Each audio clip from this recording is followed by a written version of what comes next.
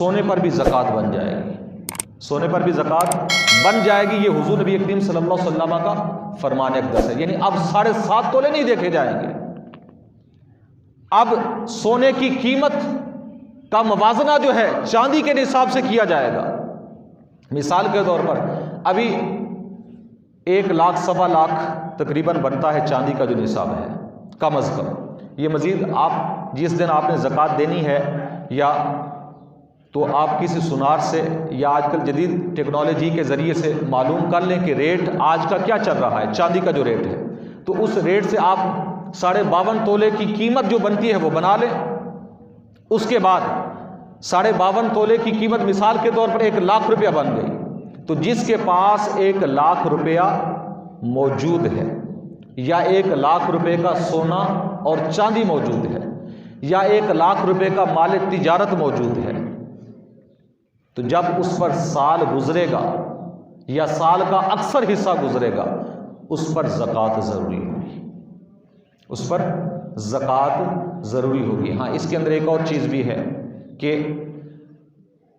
हमारे यहाँ हमारे दीन इस्लाम के अंदर कुछ लोगों के जहन के अंदर ये बात आती है कि जी ज़कात अल्लाह रसूल ने मुकर्रर कर दी, ये गरीब कैसे दे, तो गरीब पर ज़कात है ही नहीं, गरीब पर ज़कात नहीं है।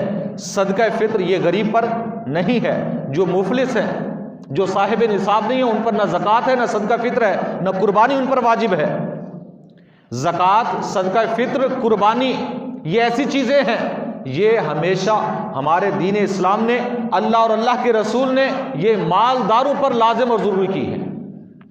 ये चीज़ें मालदारों पर फ़र्ज़ हैं, गरीब पर फ़र्ज़ नहीं है। और जो निसाब है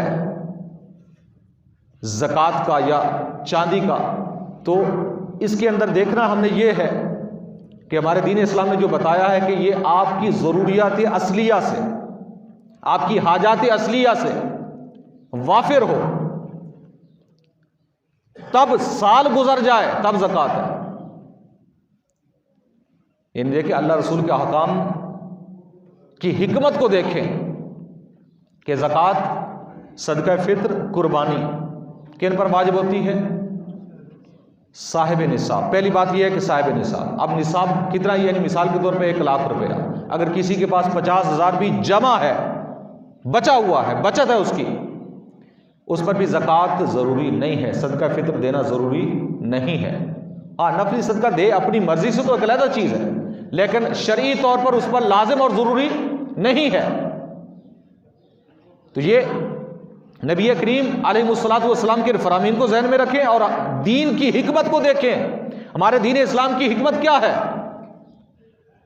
आज जिस ज़माने के अंदर हम जी रहे हैं, इस ज़माने के अंदर आज का मालदार ज़कात अदा करने के लिए तैयार नहीं है। अच्छा, ज़कात कितना हिस्सा है? 40वां हिस्सा ज़कात का, यानी 100 में से 2.5%, 2.5% ज़कात बनती है। जो मुसलमान मालदार साहिब निसाब 2.5% ज़कात साल के बाद नहीं देता, तो अल्लाह ने आज हमें सज़ा पता है क्या दी है?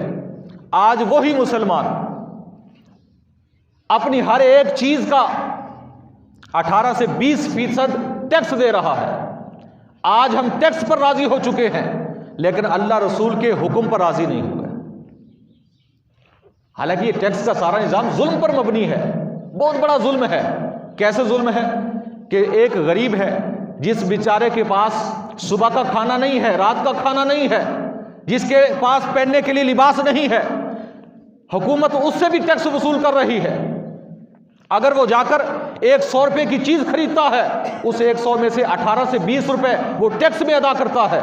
लेकिन हमारे दीन इस्लाम का निज़ाम ये नहीं है। हमारे दीन इस्लाम का निज़ाम ये है जो अल्लाह रसूल ने हमें दिया है, जो मुसलमानों का निज़ाम है वो ये है कि अल्लाह रसूल ने एक निसाब बताया है। वो निसाब आजकल तकरीबन 1 लाख रुपए बनता है, और वो 1 लाख भी उस पर ज़कात कब होगी कि जब वो आपकी ज़रूरियात से वाफिर हो, आपकी ज़रूरियात से वाफिर हो, कर्ज से खाली हो। और इसके साथ साथ जब साल गुजर जाए उस पर, कितना अर्सा? साल गुजर जाए, फिर ज़कात 2.5% है। कितनी है? 18 से 20 भी नहीं है, फिर भी ज़कात कितनी है? 2.5% है। यह है अल्लाह रसूल का निज़ाम। तो ये अल्लाह की तरफ से सज़ा है कि आज हम ज़कात नहीं ना देते, 2.5% देने पर राज़ी नहीं है, लेकिन हुकूमत आज हमसे 18 से 20% टैक्स ज़बरदस्ती हर एक शख्स से वसूल कर रही है। इसलिए अल्लाह रसूल के दीन की तरफ लौटा है, जो अल्लाह रसूल ने हमें निज़ाम दिया है उस तरफ लौटा है। खुदा की कसम, अगर हमने ज़कात देना शुरू कर दी, जो सदाकात हम पर अल्लाह रसूल ने लाजिम किए हैं, अगर वो हम देना शुरू कर दें तो फिर अल्लाह रसूल की तरफ से हम पर करम होगा, अल्लाह रसूल की तरफ से हम पर करम हो जाएगा। हो सकता है फिर ये हम जो 18-20% टैक्स दे रहे हैं इसमें कोई कमी हो जाए। तो बहरहाल ये चीज़ ज़हन में रखें। और ज़रूरियात असलिया किसे कहते हैं? ज़रूरियात असलिया का माना ये होता है कि जो ज़िंदगी की ज़रूरी चीज़ें हैं। मिसाल के तौर पर मकान है रहने के लिए, ये इंसान के लिए लाजिम और ज़रूरी है।